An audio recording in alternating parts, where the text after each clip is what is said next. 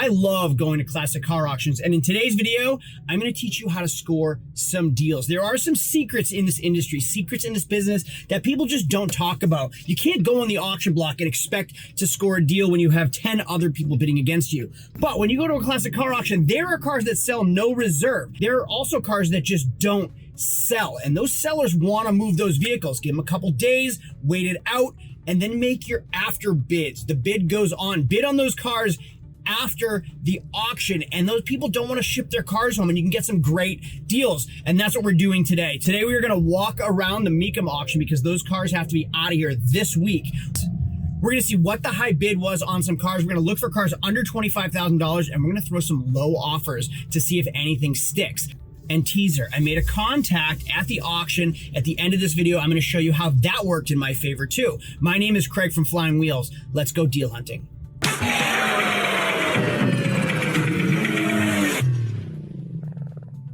Okay, it's later in the day, and I'm going to start looking at what has not sold and then start submitting some serious offers. For example, this 1996 Pontiac Trans Am. Now, if it was a 97, it would have an LS1. Because it's a 96, it has an LT1, which has a cast iron block. This is not as desirable as the 97 and newer. It also has a bubblier headlight. So instead of these pop-up headlights, the 97s have the bubble headlight right here. The 98 is the newer LS1 Trans Am. Does have T-tops, but unfortunately, it is an automatic. So we have the wrong generation, and we have an automatic transmission, 30, but 2 keys, 2 remotes, and only 32,000 miles. The high bid on this, high bid in quotations, $13,000. So I'm going to mark this down and then notate it for later. We're going to submit some offers lower than $13,000. That might not actually be a real price right there. Now, yes, they turned it down on the auction block, but that seller had all week to think, oh man, I wish I sold that. I should have taken the bid. Now's our turn to jump in. It's so hot on these Broncos, but there's no way I'm spending $55,000 on a Ford Bronco. What do we have here? A CLS 550 for $12,000. Back in 2013, this car was a baller car. Now it's just a headache. 1995 BMW M3 Coupe.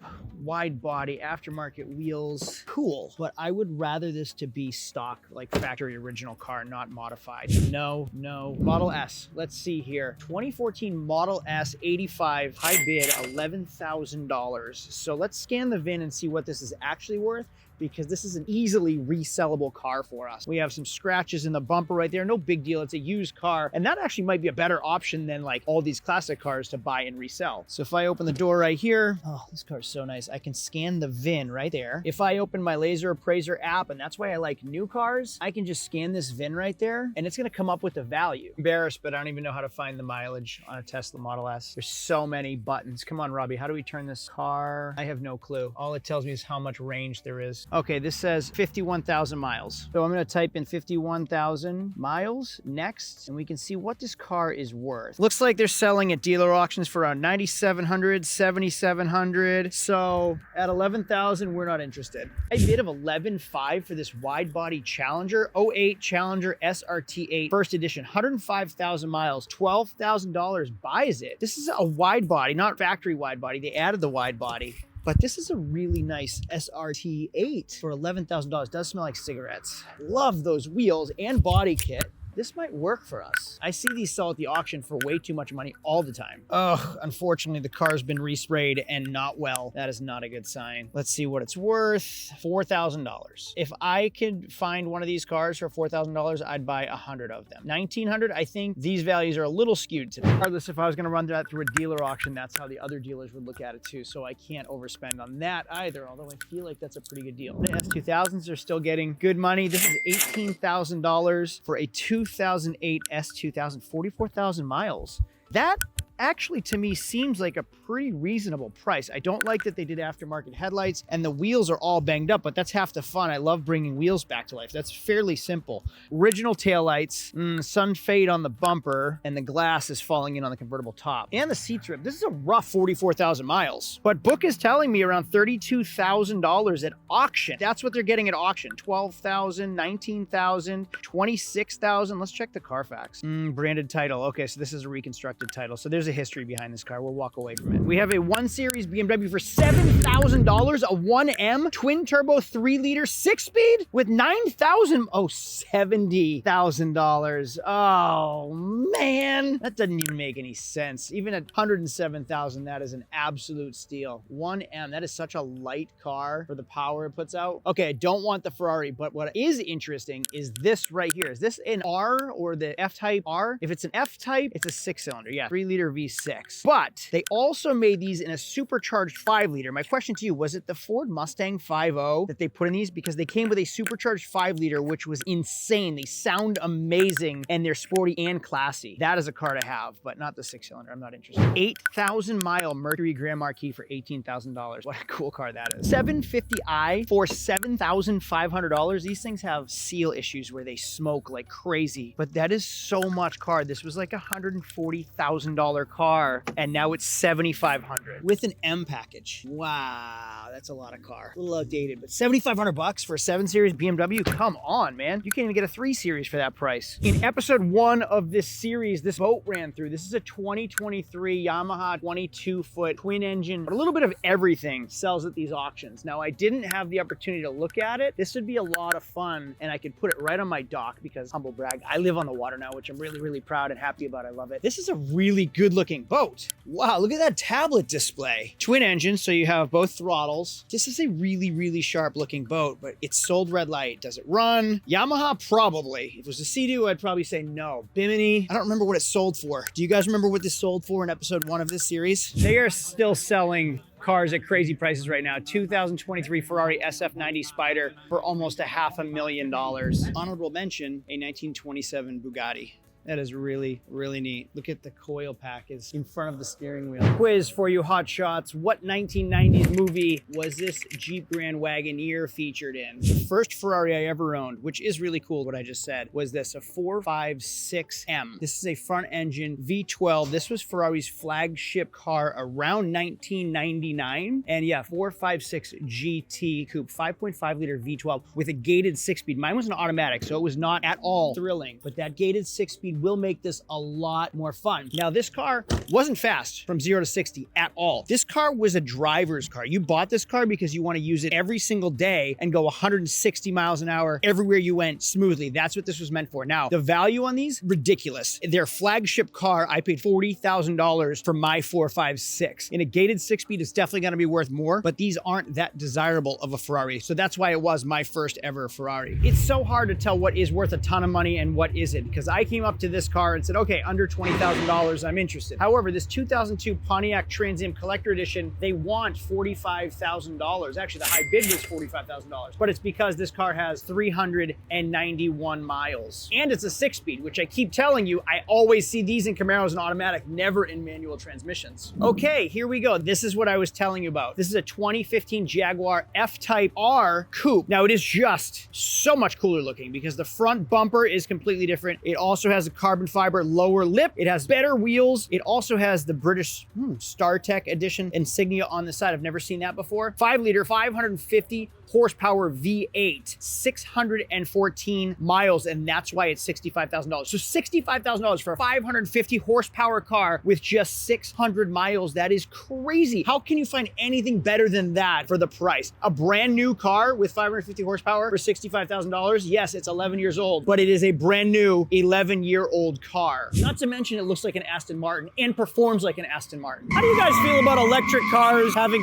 speakers to sound like a V8? Now, this car is all-wheel drive. You can turn off the front-wheel drive so it's using only rear-wheel drive, and then you can put it in donut mode to allow it to spin and drift like this. Now, that sound is coming from speakers. Wow, that was a great turn. That is an electric motor with speakers made to sound like a V8, but it does what it's supposed to be doing. That's really impressive. Ford Bronco 2. Not even a cool car. However, now I have seen one of these circulating the internet where a man did what I did in my Escalade. He cut the roof off from here all the way back and the top of the doors. And then he welded in patches, painted it Wimbledon white, lifted it, put bigger tires on it. It looked like a 60s two-door Bronco. It was really, really cool looking, and he wanted like 10 grand for it. To me, that seemed like a steal for how much time and effort he put into it. These weren't that cool, even were new, but I do have a quiz for you. What movie did John Candy's girlfriend drive one of those in, and what was was her name in the movie. If people get that, I think you'll get it, but I will be impressed. Here's a hint.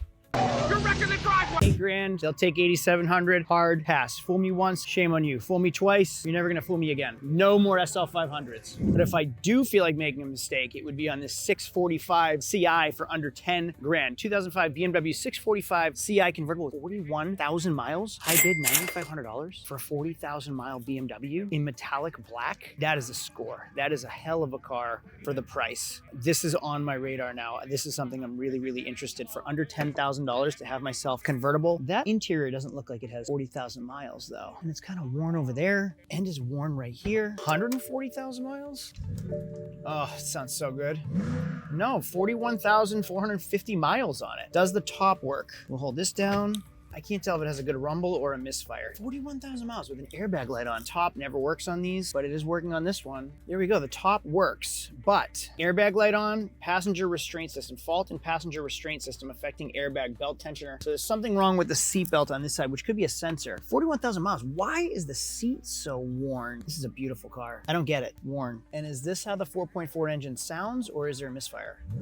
Oh gosh, I want this. Let's pull the history on it. I thought they were joking, but they really is a car running for $1 million right now. Imagine getting a 40,000 mile car for $4,000. It's so unrealistic. 1,700, come on, these values are all over the place. 4,800. 47 to 56, that is just ridiculous. What is the history on it? 7 previous owners and an accident. Ugh, I'm gonna stay away. Wholesale's $89.30, retail's $14, so the price isn't bad. I just spent a heck of a lot more than that on an 04 Corvette with 60,000 miles. So I can fit my kids in the back and ooh, it's a heck of a lot cooler than a C5 Corvette. I'm gonna give them a low offer and see how we do on it. And here we go, cars under 25 grand. 2001 Aston Martin Vantage DB7 Volante, $17,000. I'm not interested in it, but you can get an Aston Martin for $17,000. But you can get the next gen for not much more. Here's a 2009 Aston Martin DB9 convertible for 30 grand. Again, $30,000 high bid. They'll take less than that. 6-liter, 470 horsepower V12 convertible for $30,000. We're talking like supercar level V12 for definitely under $30,000.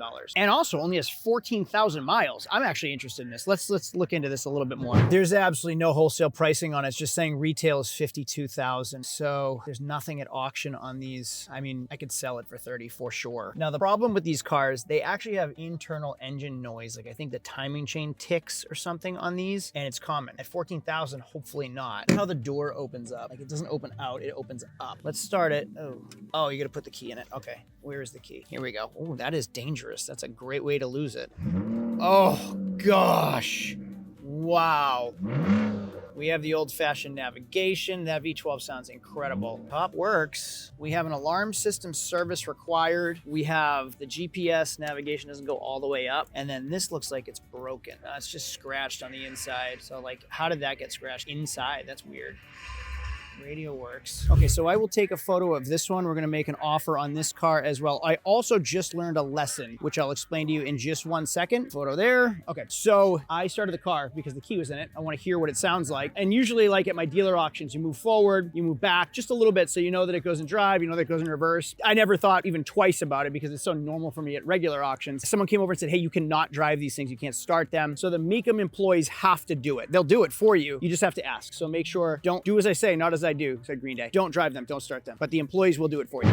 Coincidentally, I'm on ACV. I just got an alert. 2012 Aston Martin Virage, 42,000 mile, 12 cylinder. This is like the newer version of the car we just looked at. Yellow light, assist service, emission system. They want one bid, $38,000. So that one, 3 years newer, but a lot more miles, is currently selling, going to sell for $38,000. Coincidence, but now we know that we could potentially make some money on that car. I have made this mistake already, and I'm not going to do it twice, but I like it. I mean, this is like very feminine, but I like what they did it. It's kind of like a 69 Bronco color. White and blues looks really, really good. 1987 AM General Hummer. They rhino coat it, like truck bed coat it, and then they painted over it. 6.2 liter V8. This is a Detroit diesel, isn't it? I like the cross-stitched leather that they put in it. This is boat decking, but it's cut. It's not even stuck on, so that's a little ridiculous. Again, oh, I like the sound bar too, and they replaced the steering wheel. They did a nice job with this. I don't want it. I am not going to make this mistake again, but I like it. I think we're now roaming into the sold lot because that Mach 1 sold on day one. I saw that Silverado and that Z28 run through, and there's that Dodge IROC RT that I think was designed by Shelby. IROC RT, Dodge, Mitsubishi Starion. I don't know. I made the video on that car and everybody tore me apart because it's so many different things. And I know the facts because I got them from Google teaser, but everybody tore me apart because I went through this car. It's an RT, it's a Shelby, it's an IROC, and it's a Mopar, and it's not Mitsubishi. So it is not DMC. I think Dax Shepard actually has one of those, and he has pretty good taste in like hot rod cars. That thing is nasty. You can turn a Buick Roadmaster into something really, really cool, or you can buy one already done that somebody spent way too much money on for not that much money. Escalade and XLR, we'll check out both of those. Again, we're looking for sellable cars. I don't even want to sell it retail. I want to buy it here for a deal. Oh, flat tire, like always, probably has a cracked rim. Those things, like the aluminum corrodes, and then the chrome corrodes, and then they lose air, and then you have to buy a new rim. That's what I assume it is, because that tire looks brand new. But anyway, this sold. But what we want to be buying is these at a discount after the fact. We still have to pay a buyer fee and then run it through my dealer auction, which oftentimes gets retail on special interest cars, and see if we can make money. I did that with my 2006 Corvette that I bought here last year. We want everyday cool cars. All right, the XLR sold already. Sold under $25,000. Is this the same Range Rover that Dennis drives from Always Sunny in Philadelphia? This is a 1973. This has got to be older than the one he drives. Repainted, but still a really, really good looking Bronco. I love how they changed out the lenses to clear lenses. 1994 Bronco 351 Cleveland. These are under 25 grand. You can see the paint job isn't wonderful, and I knew it was repainted because like under here was resprayed too. You can see that. Nevertheless, still really sharp looking. Did it sell? It hasn't run through. SL500, no, but M3 looks like it's sold. I confused this Hummer with another one before. This has a 5.7 liter V8 in a 1995 AM General H1 SUV. Why does it have a 350 Chevy V8? Do they all come with Detroit diesels or Duramaxes, or was there an optional gas engine in these? Question for all of you: what 90s sitcom featured that BMW right there? And also, what was the character's name? I thought this was a Bricklin, but it's not. It's actually a 1969 Lotus Europa 1.6 liter inline 4-cylinder 4-speed. Price on it $16,500. That seems like a lot of car for that price. And then here we go, an old 1974 AMC Gremlin X, $20,000. So that's our price range. This is what we get for under $25,000. Unfortunately, not 911s. Now we're talking 1988 BMW M3. Oh, geez, my numbers are off. I must be dyslexic. Sold for $75,000. I thought that said $7,500. That would have been obviously an absolute steal. $75,000. There were a ton of no reserve cars that sold here this week. You really should just plan on being here the whole week long because there's so many no reserve cars and they all sold to the highest bidder. Like, I can't imagine that Mini Cooper was that much money. Ford Mustang GT, no reserve. A Bel Air Nomad, no reserve. This G-Wagon, no reserve. Oh man, I should have just been here all week long. G320 back in 1995. I didn't realize he came in 6 cylinders. I've seen these things actually get restored to look like new G-Wagons because they're near identical on the outside. Tear out the interior and put a newer interior in, and you have like a newer looking G-Wagon. No reserve for a Ferrari California. No reserve on a Beetle. Geez, I should have been here all week long looking at stuff. No reserve on a Corvette. What day did all of these run through so I know for next year? It's been a long day and I can't even imagine. Oh, I can tell you how many steps I put on today. Let's see here. My watch says, oh gosh darn it, it's dying. That's how long. I feel like I haven't been in here all day, but I'm not here to buy $100,000 cars. Doesn't even seem like $100,000 cars are selling. This one's $235,000. I'm not really here to buy $250,000 cars that I'll never be able to sell unless I'm here. I'm here to buy regular cars. So that's why we haven't been in much, but there's some exciting stuff going on. There's cameras everywhere. I think Rutledge Wood is here. We saw Chris Jacob. I think there's a bunch of car TV personalities that are actually here somewhere about today. Look at that, a 1963 Corvette split window coupe, $270,000. $250,000 for an old car.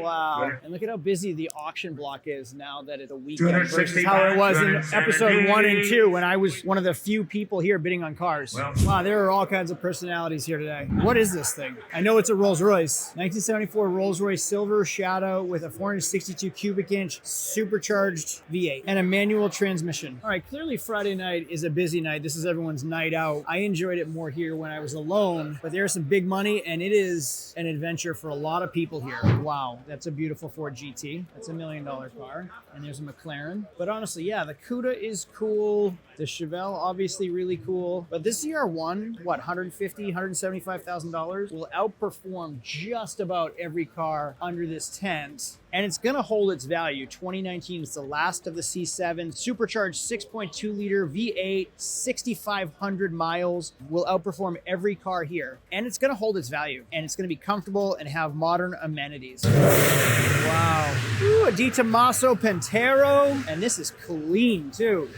All right, I am smoked. Got to be 20,000 steps on my pedometer, as my brother calls it. But before I go, this Chevy SS. This is the same as a Holden Monaro from Australia. This is a 6.2 liter LS3 V8, 430 horsepower, and they come in a 6-speed manual transmission option. This is an insanely fast family sedan. This car is so cool, but it's not cool, but it is cool, and that's what makes it cool. It's crazy. Corvette engine in a sedan that looks like a Chevy Impala. This will forever be valuable. This is a collector car, especially if you get a manual transmission. I always look at the Impala SSs from the 90s and think, how is that car worth so much money? The next version of this car. This is an Impala SS, 5.7 liter LT1 V8, same as the Corvette of that generation from 1996. That would be the same as the Corvette from now. So let's take away from everything that we learned with this Mecum auction experience. I'm glad I didn't sell anything because honestly, it added so much stress to me that really I was just stressful throughout the entire auction series last year and the year before. It was not fun for me. I did not enjoy it. Going here or coming here and buying is a lot more fun. Shopping, bidding, a lot more fun for me. I also learned come here early in the week, and then you can see the no reserve cars and bid on them. Go in the off days. Friday, Saturday, Sundays are always busy. All the tourists come in, all the really wealthy people come in for the really wealthy cars. That isn't where I'm at. I'm here for the cheap stuff that's still fun, that's still clean. Come here in off days. Also, days like today, towards the end of the auction, these sellers that didn't sell their cars only have 3 days left to get rid of their cars. So come in at the end of the week, see what didn't sell, and throw in those low offers. The worst they can say is no, but play the numbers. You throw out enough offers, eventually people will say yes, and who knows what you'll end up with, and that is half the fun. While it's light in here, I'm gonna take off. I'm calling it quits. I am smoked. I'm gonna call the bid goes on, phone, hotline, whatever, on my way home. I'm gonna put in an offer for the Aston Martin, for the BMW, like 25 grand on the Aston Martin, which I know is gonna be a steal, but it's also gonna be another $2,500 in buyer's fees. I'm also going to put a $6,000 offer on that BMW, and I'm gonna go through my list because I wrote down a list of all the cars I'm interested in, and I'll just make offer, and see what sticks. Well, while I was at the auction, a wholesaler came up to me and introduced himself. He sells cars solely at the Mecum auction. He goes to all the auctions across the country throughout the year, and he just sells as a broker for other people that have high-end vehicles. And he does really, really well for himself. Well, a few of those vehicles didn't sell, and he reached out to me wanting to sell them. Check these out right here. He sent me a list of all of his cars that he was running and didn't sell, and then sent me a text on Tuesday. Hey, hope all is well. This isn't typical, but I had 5 no sales of 14. And since you're a dealer, I thought I'd send them over. If you know any buyers, please let me know. You can put whatever you need to make on top. He has an 03 911 that he wants $12,000, a 69 Malibu for 33, a 73 Volkswagen Thing for 16,000, a 71 Blazer for 47,000, and a 1995 Hummer H1 needs $89,000.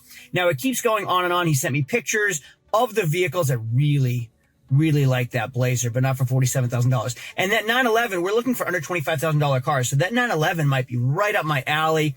That Hummer, forget it, it's way too much money. And I said, perfect, I'll take a look at them. And then I kind of let it go. And he reached out again and again and again. This is all the information he sent me while I wasn't responding. So Anthony, I do appreciate it. I apologize I wasn't responding. I was really busy that day. And I reached out and said, I'm driving. I'll check back with those vehicles in a few. Let me get back to you. Sounds good, and I appreciate it. Then the next day he responded, I have 5 cars I need to sell. I'll get back to you shortly. I still have the Malibu, the Volkswagen Thing, and the 911. Scroll down a little bit. If you look at the Thing, I don't want the Volkswagen Thing, although it was pretty cool. That 911 really caught my eye. Here's his Volkswagen Things. That yellow is actually pretty neat. Funny, I watched your video on Kissimmee, so I made part 1 and part 2, which he watched, and one of his cars was featured. This Modena that I talked about in one of my videos was his car. He got 70 grand for it. And now we get talking about the 911. He wants $12,000. It has 150,000 miles. The engine was rebuilt 3 years ago. Here are the pictures of the car. And it keeps going. Look at the picture. There's a little bit of work that it needs. You can easily repaint the bumper, make a video, do a headlight correction and a polish. It is a manual transmission, which is awesome. Scroll down. He gives me all the service records coming up in just a minute. Where are they? Let's see here. Those are all the pictures. I'm interested. I'm in a meeting. I actually kind of feel like I was blowing him off a little bit. I feel a little bad. Engine rebuilt in 2017. Now he's giving me all the service records for this car. So he's obviously eager to sell this car. 156,000 miles. The values on that 911 are crazy low. And I told him that. And he said, well, give me 10 grand. I said, I can't do it. He has a Jaguar for sale too. He sent me the value on the 911. He knows what it's worth as well. It's low value car. And I said, I'd be interested if the price was right. My videos are about buying and fixing and selling for a profit. Unfortunately, there's no money to be made. So I talk about the fee costing him $1,000. So $9,000. If he wants 10 and would have accepted it, the auction would have given him 9. I'll give him that same 9. He said he'd ask and he passed. So the 911 didn't work for me. And I'm still just daydreaming about that BMW 6 Series convertible for $9 grand. But if I look up the VIN, the values are so low on that car, there's no money to be made. And consider I'm buying these things to resell. I can't just buy something to make a video off of. I need to make some money. So I'm still pending on that 911. I gave him some time, let him think about it a little bit more. $9 grand for 911, even if it has 160,000 miles, to me is still worth it. It'd be a fun video, it'd be a fun project. And then someone cleaned will pay 12 grand, especially having receipts. The Volkswagen things, I'm not interested. The Chevelle, the Malibu, they're all for sale. So if anybody's interested, reach out to me and I can reach out to him for you. And the Aston Martin, I called and sent them just real low offers because the Aston Martin and the BMW were really scary to me. There's just too many variables. I don't know the cars. They're at the auction, red light. So I made an offer of 25 on the Aston Martin and I made an offer of 6 on the BMW. Both were declined. But you can see, like, go around, just, it's a numbers game. Give out as many offers as you can before, like a day before those cars have to get out of there. Give low offers. The worst they can say is no. The best they can say is yes.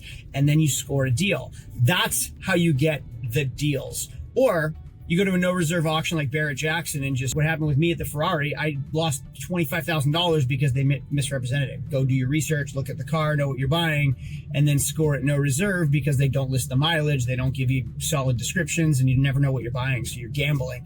So that's all the information I can tell you. This is the end of my Mecum series. I hope you enjoyed it. I hope it was informative. Thanks for watching. I love those videos. I love going to the auction. It's a car show for me. I give as much knowledge as I can and try to be right as often as I can. Thanks for watching, everybody. I'll see you all later. Next video is going to be our dealership. We're getting our dealer's license. I'm actually heading to West Palm Beach today to submit my application, and it has been a disastrous nightmare. So I'm going to walk you through what it takes to get your dealer's license in our next video. Thanks for watching. I'll see you all later.